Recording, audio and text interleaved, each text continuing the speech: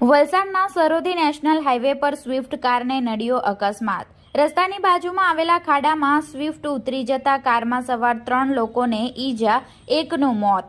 વલસાડના Sarodi national highway પર મોડી રાત્રે બનેલી અકસ્માતની ઘટનાની મળતી માહિતી મુજબ મુંબઈ તરફથી એક સ્વિફ્ટ કાર નંબર GJ16DP0124 માં 4 લોકો સવાર થઈ જઈ રહ્યા હતા, જે દરમિયાન સરોદી નેશનલ હાઈવે પર રસ્તાની બાજુમાં આવેલ ખાડામાં સ્વિફ્ટ કાર પલટી ખાઈ ઉતરી જતા અકસ્માત સર્જાયો હતો।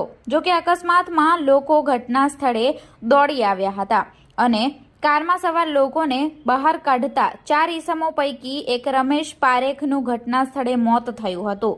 જો કે અન્ય ઈસમોને સારવારની જરૂર હોય, જેથી તાત્કાલિક ઘટનાની જાણ 108 એમ્બ્યુલન્સને કરાઈ હતી।